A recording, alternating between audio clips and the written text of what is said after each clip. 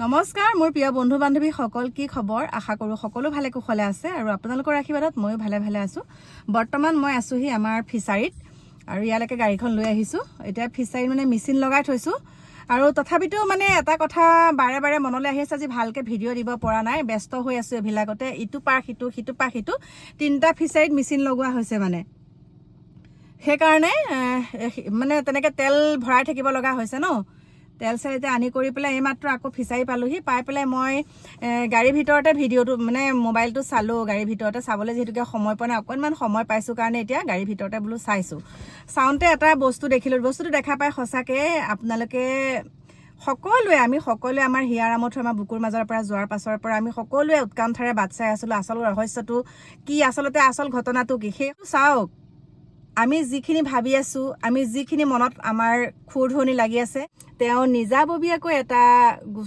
গোচৰ যদি ৰুজু কৰাহেঁতেন ছিংগাপুৰত তেতিয়া বেছি ভাল হ'লহেঁতেন অকণমান শক্তিশালী হ'লহেঁতেন আৰু এখন কেছখন মানে অকণমান আৰু শক্তিশালী হ'লহেঁতেন বুলি আমিনো কি জানো আৰু ন আমাৰ মনত যি আছে সেয়াকে আমি একাংশ প্ৰকাশ কৰিছিলে আৰু ইতিমধ্যে দুলু আহমেদ ডাঙৰীয়াই নিজাববীয়াকৈ ৰুজু কৰিছে ন তাৰ পাছতে এতিয়া এটা পোষ্ট পালো তেওঁ ভগ্নীয়ে দিছে আমাৰ হিয়াৰামঠুৰ ভগ্নীয়ে দিছে যে আমি শক্তিশালী হৈ আছো মানে সকলোখিনিয়ে দি দিছে আপোনালোকে চাবলৈ মন কৰিলেতো আপোনালোকে চাগে দেখা পায়ে আছে ৰ'ব দেই মোৰ ফোন এটা আহিছে হেল্ল' ঐ হেৰি আছে ফিচাৰীত আছো কি বস্তু দিব লাগিব তোমাৰ ডেক্সি কেৰাহী চাউলটো বা হ'ব ডেক্সি কেৰাহী কেইটা লৈ আহিবা গেছটো মই ঘৰৰ পৰা লৈ আহিম বাৰু ঠিক আছে মই ঘৰতে আছো দিয়ক আহা নহ'বা ইয়ালৈ এপাক গৈ আছো আৰু এতিয়া কথাটো হৈছে যেতিয়া আমাৰ হিয়াৰামঠুৰ ভগ্নীয়ে পোষ্ট দিছে গৰিমা গাৰ্গ অসুস্থ হৈছে এই কথাখিনি মানে বাৰে তেওঁ মনত কিয়া কৰি আছে আৰু আজি স্পষ্টীকৰণ দিছে তেওঁলোকে আচলতে ছিংগাপুৰত কেছ কিয় নকৰিলে মানে পৰিয়ালবৰ্গ হৈ পেলাই ইয়াতে কেছটো দিছে লগতে আমাৰ অসম চৰকাৰে কেছ কৰিছেই লগতে সকলোৱে দেখা পায়ে আছে পৰিয়ালবৰ্গ হৈ কেছটো ইয়াতে দিছে যেতিয়া আকৌ আৰু তদন্তটো কৰিয়ে আছে সেইকাৰণে ছিংগাপুৰত তেওঁ কেছখন নকৰিলে কেছ মানে মন নকৰিলা দিবলৈ ছিংগাপুৰত আৰু তেওঁলোকে যেতিয়া মন কৰা নাই আমি এইটো কথাত মাত মাতি লাভ নাই তেওঁলোকে স্পষ্টীকৰণ দিছে আৰু যিসকলে এইটোৰ ওপৰত মাত মাতি আছে তেওঁলোকে আচলতে দুখে পাইছে অন্তৰত আৰু বিশেষকৈ তেওঁলোকে দুখ পাইছে এটা কাৰণে যে আমি কিবা মানসিকভাৱে মানে তেওঁলোকক কষ্ট দিয়া নিচিনাহে হৈছে এইটোৰ ওপৰত মাত মাতি পেলাই কেছখনৰ ওপৰত মাত মাতি পেলাই মানে মানসিকভাৱে তেওঁলোকক কষ্টহে দিয়া হৈছে সেইকাৰণে এইবিলাক বাদ দিব লাগে আৰু বাদ দিছোঁ তেওঁলোকৰ নিজৰ লগত কথা ন তেওঁলোকৰ আমিতো ক'ব পাৰোঁ বাকী তেওঁলোকৰ লগত কথা তেওঁলোকে যিটোকে ভাল দেখে সেইটোকে কৰক আৰু বাকী চৰিত্ৰ হননৰ কথাত আহিছোঁ বাকী চৰিত্ৰ হনন তেওঁ যেতিয়া জীৱিত কালত আজিলৈকেতো আমি নুশুনিলোঁ দেই সঁচা কথা ক'বলৈ গ'লে আমি বহুত কিবা শুনি আছিলোঁ কিন্তু আমি হিয়াৰামঠুৰ হৈ এটাও শব্দ নুশুনিলোঁ বেয়া বুলি কিন্তু তেওঁ মানুহজন ঢুকাই যোৱাৰ পিছত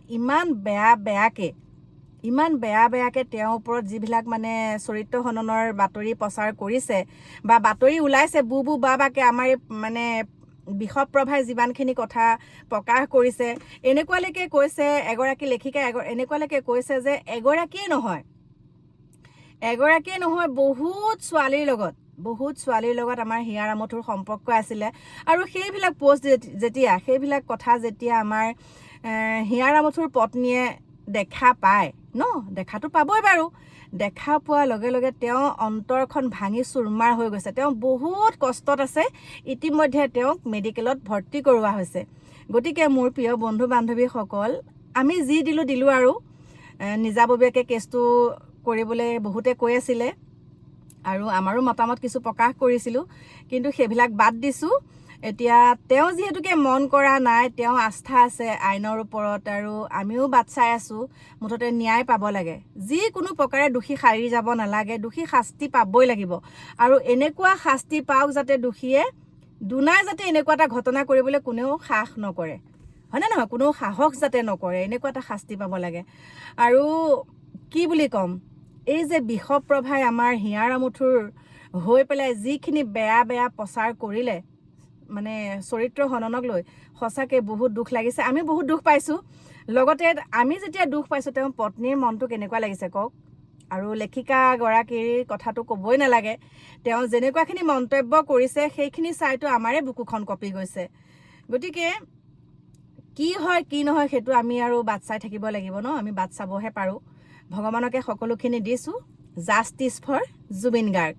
আৰু আমাৰ হিয়া আমঠুৰ পত্নী মানে গৰিমা গাৰ্গক শক্তি দিয়ক। তেওঁ সোনকালে সুস্থ হওক, তাকেহে আমি কামনা কৰিছোঁ। তেওঁ সোনকালে সুস্থ হওক। আমি ভাবিছোঁ তেওঁ নিমাত হৈ আছে, কিন্তু তেওঁ অন্তৰত জ্বলি পকি আছে। তেওঁ কাকো প্ৰকাশ কৰিব পৰা নাই। প্ৰকাশ কৰিলে কিজানি কিবা এটা হয়, সেইটোও তেওঁ চাগে ভাবি আছে। আমিতো তেওঁক দেখি পেলাই গোটেইখিনি কথা আমি ভাবিব নোৱাৰোঁ, হয়নে নহয়?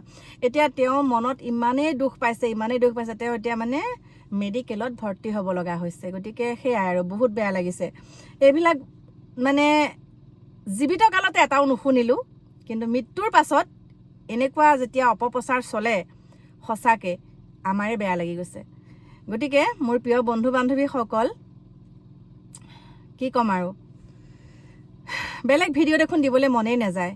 তাৰ ভিতৰতে কিবা কিবি এটা যদি দিওঁ, তথাপিতো আকৌ বাৰে বাৰে মনটো আকৌ এইটোলৈকে আকৌ উভতি আহোঁ। গতিকে সেয়াই দেখিলোঁ যেতিয়া ময়ো কৈছোঁ যে এইবিলাকত লাগি লাভ নাই। লাভ নাই মানে কি আৰু, আমি একো নকওঁ। এইটো ক্ষেত্ৰত আৰু আমি একো নকওঁ। বাকী তেওঁলোকে জানে, তেওঁলোকে জনা শুনা মানুহ ন। গতিকে তেওঁলোকে সেইটো ন্যায় পাব বুলিও ভাবিছে। তেওঁলোকে আইনৰ ওপৰত যেতিয়া আস্থা আছে, আৰু আমিও সেইটোকে ভাবিছোঁ। আমি ন্যায় পাম বুলি ভাবি আছোঁ, আৰু পামেই ন্যায়।